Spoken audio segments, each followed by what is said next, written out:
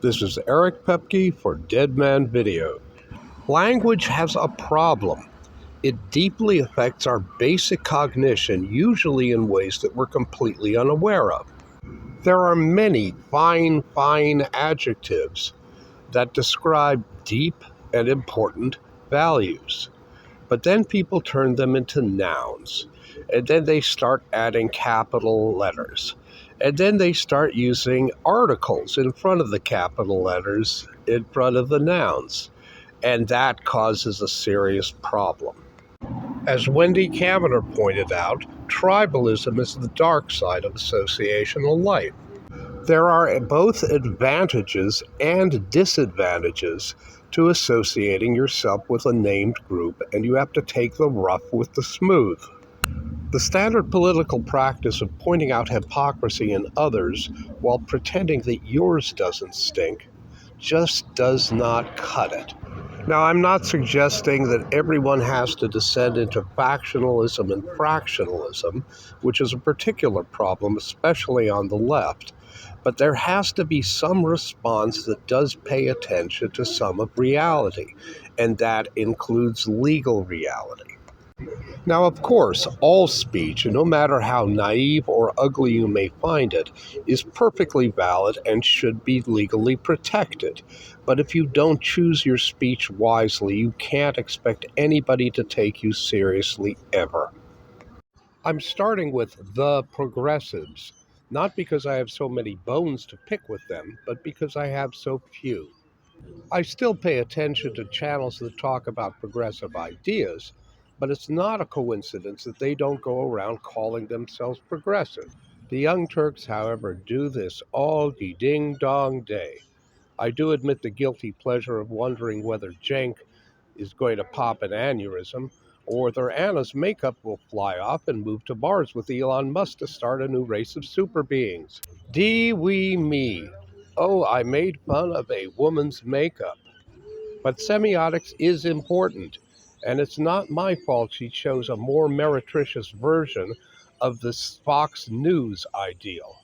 Still, there are some channels that only have a TYT logo on them, and they deserve a chance.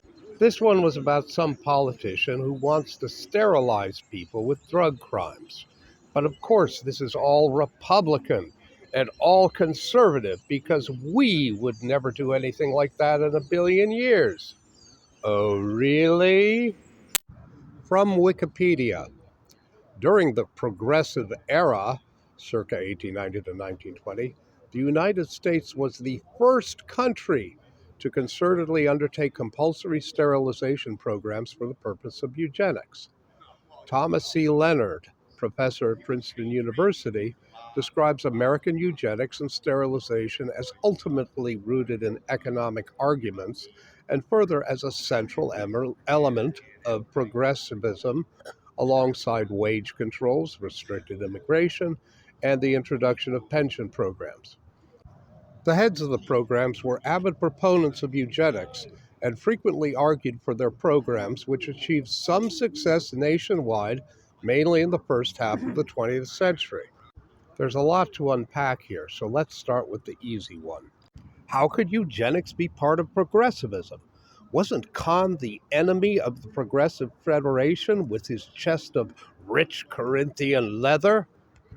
Well, the central idea of progressivism is that people should improve for the social good, and it is only the subtlest of ideological shifts to decide that people should therefore be improved, whether they like it or not. In any event, it was wildly popular amongst progressives, and it permeated every aspect of popular culture.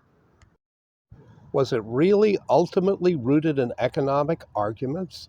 Or was there something else involved? Gee, I wonder what it was.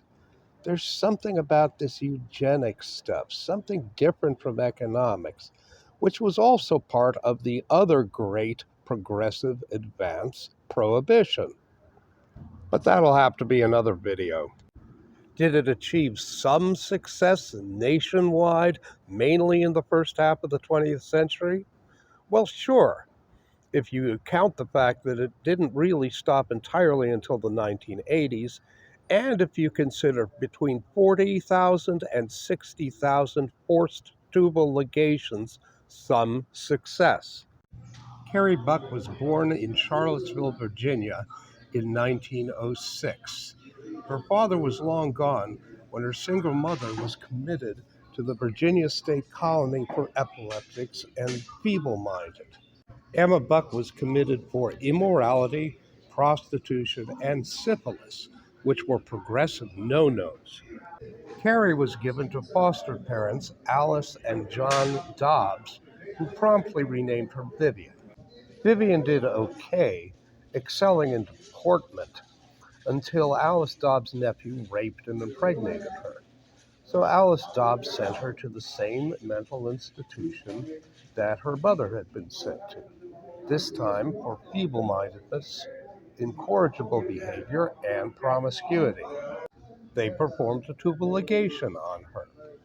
She sued later, and the case went all the way to the Supreme Court. The Supreme Court ruled against her, stating, "We have seen more than once that the public welfare may call upon the best citizens for their lives. It would be strange if it could not call upon those who already sap the strength of the state for these lesser sacrifices, often not felt to be such by those concerned, in order to prevent our being swamped with incompetence. It is better for all the world if, instead of waiting to execute degenerate offspring for crime, or to let them starve for their imbecility, society can prevent those who are manifestly unfit from continuing their kind. The principle that sustains compulsory vaccination is broad enough to cover cutting the fallopian tubes. 3 generations of imbeciles are enough." You might consider that the next time you advocate bringing back compulsory vaccination. That was progressive hero Oliver Wendell Holmes. You may remember him. He was the guy who decided that pamphlets against a war that are tepid by today's standards are sedition because they're like falsely shouting fire in a crowded theater. This set up a series of Supreme Court opinions that effectively eliminated any right to criticize the government and were used mostly against leftists. Think about that the next time you get too gleeful about the seditious conspiracy convictions of the January 6th rioters. Now, Buck v. Bell is still good law, and it's something you should worry about today. But there's something else very interesting. In Skinner v. Oklahoma, the U.S. Supreme Court outlawed sterilization as a punitive measure, something the Virginia law already was careful to repudiate. Why were they careful to repudiate it? You may have heard about something called the Eighth Amendment, which you probably think protects you from cruel and unusual punishment. Well, the judiciary has consistently held that punishment can only happen after conviction. Before conviction or without conviction, the government can be as cruel or as unusual as they like. Ha, as they say, ha. This is why jails and detention complexes are so much worse than prisons. In this particular one, I was subjected to physical torture and a written death threat, which softened me up rather nicely for my arraignment. Of course, I brought this up in my 2255, along with enough information to show my actual innocence. But, you know. But this doesn't stop anybody. Some people remember Alan Turing as one of the people who won the Second World War. Others remember him as the founder of computer science.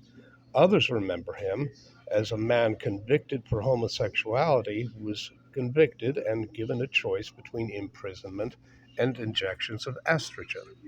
Now, when I bring this up, inevitably some clever dick condescends to inform me that this is chemical castration. Which shows, I think, they don't have very progressive ideas about estrogen or castration either. Fortunately, we in the U.S. did a lot better. Well, about 50,000 American men were forcibly castrated, mostly due to convictions on sex offenses. But that could never happen again. Thomas promises. The very term sex offense is guaranteed to drive out any thoughts of reality or anything else. So, progressives, think about that the next time you chortle merrily about some Republican getting caught based on your new perfect progressive media sources with none of that pesky due process. But that's ancient history. I mean, come on, just look at that hair. Surely progressives have rejected eugenics and progressed onto something better. Maybe a progressive has written a popular book rejecting eugenics and telling us what progressivism is about. Or not. But there's still hope, right? I mean, Elena Kagan was the great progressive hope. Why, even U.S. News and World Report took a break from ranking colleges to drive up tuition to talk about her progressivism. And after all, she did say that the great Oliver Wendell Holmes was her model of judicial restraint. Maybe someone could explain to me how progressive Kagan is. She is a big fan of precedent, stare decisis, and res judicata. These seem like good, conservative values. That is, until you realize that there are so many varieties of wildly contradictory precedent and case law that any judge can use one to add a little bit of traditional flavor to an arbitrary decision that is usually bad. And because of res judicata, you can't challenge it. In any event, don't expect her to push back on union busting anytime soon, which is progressive because, boy howdy, am I ever confused and how. Just what is progressivism anyway? Progressives condescend to inform me that it has something to do with facial hair? Because, quite frankly, I can't figure out which dead modern European I'm supposed to pretend had all the insights into a postmodern world he never imagined to turn the world into a magical land of happy bunny rabbits. Truly a consummation devoutly to be wished. Maybe progressivism is just what it appears to be, a way to play around with ideas without worrying too much about the consequences. If that be so, I wholeheartedly support it. It is always necessary to challenge all revealed wisdom anew. One has to believe in the big lies like truth, justice, and the American way, because how else can they become? But maybe, just maybe, we could avoid sterilizing another 100,000 mostly innocent people, or succumbing to the tribalism that keeps us from figuring out that we're on the wrong track. And that's all I have to say.